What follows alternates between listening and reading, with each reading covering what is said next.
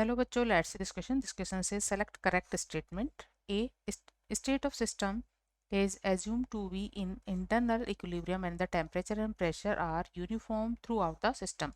B, thermal drift in a system with time is more in Dewar flask than in insulated system. C, thermal drift in a system with time is more in non-insulated system than in insulated system.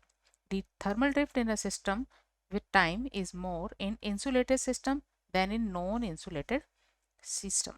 Key concept for this question is thermodynamic system.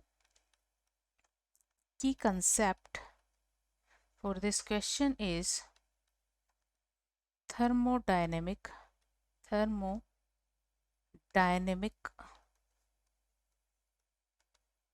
system. Thermodynamics का meaning होता है therms means heat का movement. So option A जिसमें given है कि कोई system है और system is assume to be in internal equilibrium, वो इंटरनली एक इक्विलिब्रियम में है and the temperature and pressure are uniform throughout the system. तो किसी सिस्टम की स्टेट क्या होती है? State of thermodynamic system. किसी थर्मोडायनेमिक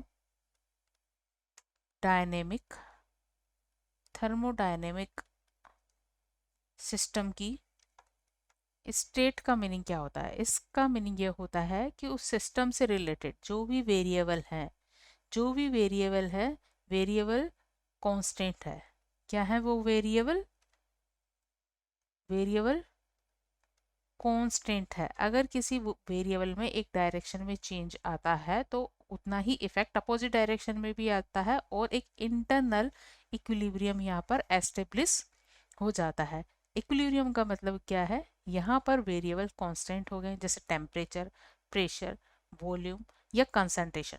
ये सारे वेरिएबल्स क्या हो जाते हैं? कांस्टेंट हो जाते हैं. जबकि सिस्टम डायनेमिक होता है but process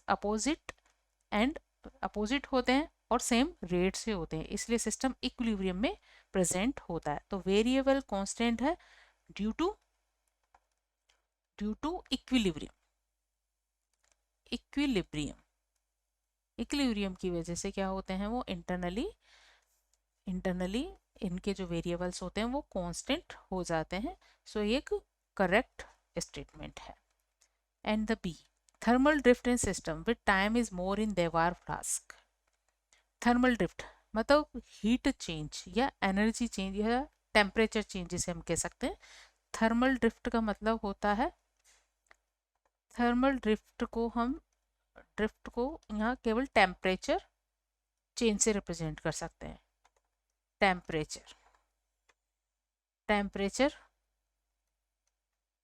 change.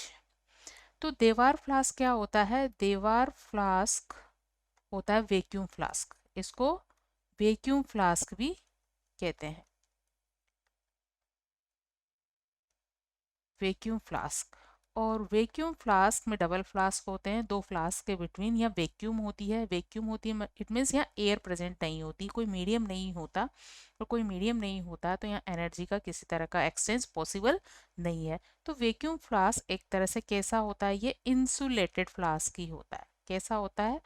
Insulated flask होता है. और इंसुलेटेड फ्लास्क उसे कहते हैं जिससे होकर एनर्जी का कोई एक्सचेंज सिस्टम सराउंडिंग के बिटवीन ना हो. द सिस्टम सराउंडिंग के बिटवीन क्या है? यहाँ एक इंसुलेटेड वॉल है और इस वजह से यहाँ एनर्जी का ट्रांसफर पॉसिबल नहीं है. तो देवार फ्लास्क के केस में जो टेम्परेचर चेंज है वो नहीं हो पाएगा या मोर नहीं होगा क्योंकि ये भी एक इंसुलेटेड सिस्टम है. So this is incorrect and the C is thermal drift in a system with time is more in non-insulated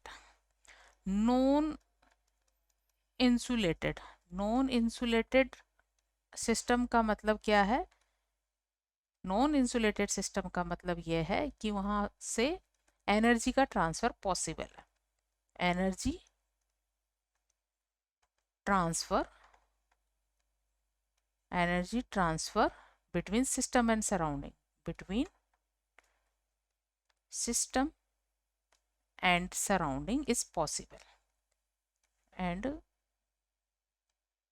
surrounding, energy transfer between system and surrounding. तो यहाँ एनर्जी ट्रांसफर होगा। अब एनर्जी ट्रांसफर होगा तो यहाँ temperature में change क्या होगा, इजीली होगा। सो एक नॉन इंसुलेटेड सिस्टम से एनर्जी का ट्रांसफर होगा, इसलिए यहाँ थर्मल ड्रिफ्ट कैसा होगा, मोर होगा from the non insulated system. This is a correct statement. And the D में दिया है इंसुलेटेड सिस्टम में thermal drift then in non insulated. तो इंसुलेटेड सिस्टम में तो एनर्जी का ट्रांसफर ही नहीं होता। इंसुलेटेड सिस्टम क्या होता है, जिसमें Q is 0, energy transfer is 0। अगर एनर्जी ट्रांसफर 0 होगा तो चेंज इन टेम्परेचर भी क्या होगा, 0 होगा। ठीक है, तो नॉन इंसुलेटेड सिस्टम से यहाँ पर थर्मल ड्रिफ्ट कैसा होगा, ये भी 0 होगा। so this is incorrect statement. So here in this question correct statement are A and C.